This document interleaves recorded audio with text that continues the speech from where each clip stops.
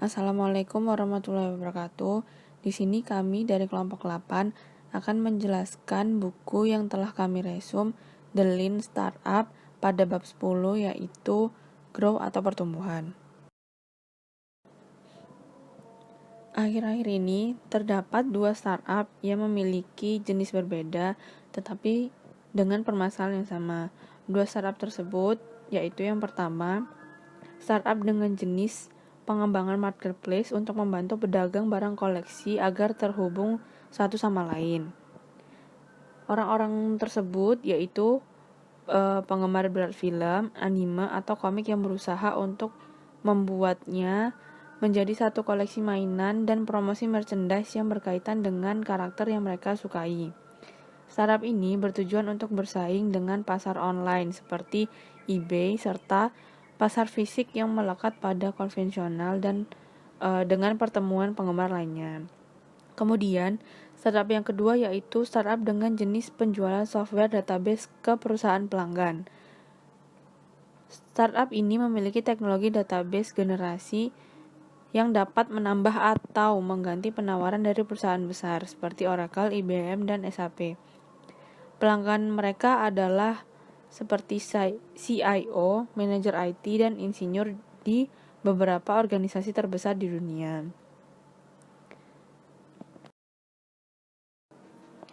Berdasarkan kedua jenis startup tersebut, masyarakat awam banyak yang mengira bahwa keduanya berbeda. Tetapi jika dilihat dari segi permasalahan yang dihadapi, keduanya memiliki persamaan, yaitu sulit untuk mengalami pertumbuhan atau perkembangan. Keduanya memiliki teknik perkembangan yang sama yang akan dibahas dalam bab ini. Kemudian, dari manakah perkembangan atau pertumbuhan itu berasal? Mesin atau teknik pertumbuhan adalah mekanisme yang digunakan oleh startup untuk tercapainya pertumbuhan yang berkelanjutan. Penggunaan kata berkelanjutan adalah untuk mengecualikan bagi semua aktivitas yang dilakukan dalam sekali waktu yang menghasilkan lonjakan pelanggan, tetapi tidak memiliki dampak dalam jangka panjang, seperti penggunaan satu iklan yang mungkin digunakan untuk mempercepat pertumbuhan, tetapi tidak dapat mempertahankannya untuk jangka yang panjang. Pertumbuhan berkelanjutan dicirikan oleh satu aturan yang sederhana, yaitu pelanggan baru datang dari tindakan pelanggan yang sebelumnya. Ada 4 cara utama pelanggan sebelumnya untuk mendorong keberlanjutan pertumbuhan. Yang pertama dari mulut ke mulut. Kemudian yang kedua sebagai efek samping dari penggunaan produk, misalnya fashion atau mode dan status. Seperti contoh produk barang mewah.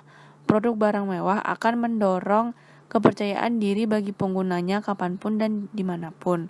Ketika seseorang menggunakan seperti misalnya pakaian terbaru atau mengendarai mobil tertentu, maka ada kemungkinan untuk orang lain akan membeli produk itu juga. Mesin atau teknik ini juga berlaku untuk produk yang viral seperti Facebook atau PayPal. Kemudian yang ketiga yaitu melalui iklan berbayar. Sebagian besar bisnis memperlakukan iklan untuk menarik pelanggan baru agar menggunakan produk mereka. Selama biaya marginal kurang dari pendapatan marginal, maka kelebihan atau keuntungan marginal dapat digunakan untuk mendapatkan lebih banyak pelanggan. Sehingga semakin besar keuntungan marginal, maka semakin cepat pertumbuhan yang terjadi. Kemudian yang keempat, melalui pembelian dan penggunaan berulang atau biasa disebut dengan berlangganan. Beberapa produk memang didesain untuk dibeli secara berulang kali melalui paket berlangganan. Sumber-sumber umpan balik kekuatan pertumbuhan berkelanjutan disebut mesin pertumbuhan. Masing-masing seperti mesin pembakaran, yaitu dengan cara membolak-balik. Semakin cepat perputarannya, maka semakin cepat perusahaan akan tumbuh. Setiap mesin memiliki seperangkat metrik intrinsik untuk menentukan seberapa cepat perusahaan dapat berkembang saat menggunakannya. 3 mesin pertumbuhan. Pentingnya penggunaan startup jenis metrik yang tepat, metrik yang dapat ditindaklanjuti untuk dievaluasi kemajuannya. Untuk melakukan pengembangan baru pada perusahaan startup, dapat menginvestasikan energinya untuk menumbuhkan pelanggan baru melayani pelanggan yang sudah ada dengan lebih baik, meningkatkan kualitas secara keseluruhan, atau menurunkan biaya. Mesin pertumbuhan dirancang untuk memberikan perusahaan startup untuk memfokuskan energi mereka agar pengembangan yang lebih efisien. The Sticky Engine of Growth. Sticky Engine ini mengandalkan retensi pelanggan untuk proses pengembangan perusahaan, agar pelanggan dapat bertahan dan tidak meninggalkan bisnis kita sehingga menjadi pelanggan yang setia. Sticky Engine mengacu pada perawatan atau pengembangan produk atau jasa agar nyaman untuk digunakan berulang kali oleh konsumen. Contohnya pada perusahaan startup yang terbesar di dunia yaitu Facebook, selalu melakukan perbaikan algoritma dan menambahkan fitur-fitur baru untuk membuat penggunanya nyaman dan tidak bosan.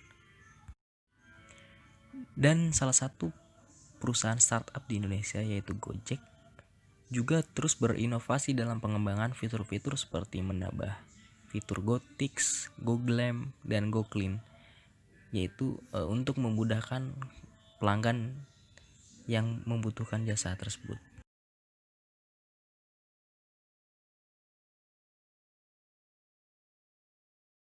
Yang kedua ada Viral Engine.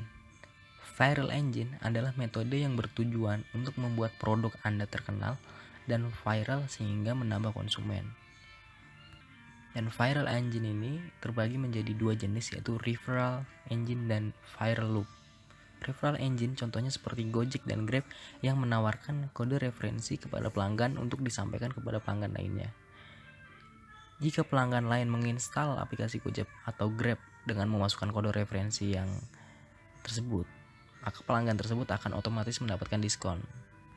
Sedangkan Viral Loop adalah metode yang digunakan untuk membuat sebuah produk menjadi populer serta banyak penggunanya dengan cara interaksi antar satu pelanggan dengan pelanggan lainnya. Contohnya aplikasi sosial media seperti WhatsApp, Line, atau Facebook.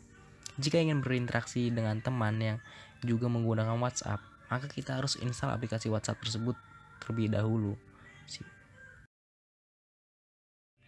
Paid Engine.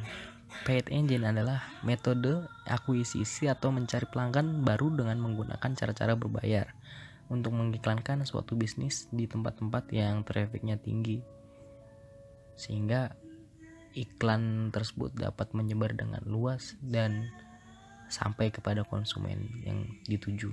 Contohnya seperti billboard, Facebook Ads, Instagram Ads, Google Ads, atau iklan di media lainnya. Selanjutnya ada engine of growth determine product or market fit. Konsep mesin pertumbuhan dapat membuat ide produk atau pasar lebih relevan, karena setiap mesin pertumbuhan dapat didefinisikan secara kuantitatif, yang masing-masing memiliki seperangkat unik yang dapat digunakan untuk mengevaluasi apakah sebuah perusahaan startup hampir mencapai kesesuaian produk pasar atau tidak. Sebuah startup dapat mengevaluasi apakah mereka semakin mendekati kesesuaian produk atau pasar saat menyesuaikan mesinnya dengan mengevaluasi setiap perjalanan melalui loop umpan balik, build, measure, learn, menggunakan akuntansi inovasi. Yang benar-benar penting bukanlah angka mentah atau vanity metrics, tapi arah dan tingkat kemajuan. When engines run out. Setelah memiliki produk yang berkembang di antara para pengguna awal, secara teori, perusahaan dapat menghentikan pekerjaan dalam pengembangan produk sepenuhnya. Beberapa perusahaan yang tidak beruntung akhirnya mengikuti strategi ini secara tidak sengaja. Keberhasilan masa lalu mereka dibangun di atas mesin pertumbuhan yang disetel dengan cermat. Jika mesin tersebut berjalan dengan sendirinya dan pertumbuhan melambat atau terhenti, maka akan terjadi krisis jika perusahaan tidak memiliki startup baru yang sedang berinkubasi dalam jajarannya yang dapat memberikan sumber pertumbuhan baru. Perusahaan dengan ukuran berapapun dapat menderita dari penderitaan yang terus-menerus ini. Mereka perlu mengelola portofolio aktivitas secara bersamaan, menyetel mesin pertumbuhan mereka dengan mengembangkan sumber pertumbuhan baru saat mesin tersebut berjalan dengan sendirinya. Sekian presentasi dari kelompok kami. Kurang lebihnya mohon maaf. Wassalamualaikum warahmatullahi wabarakatuh.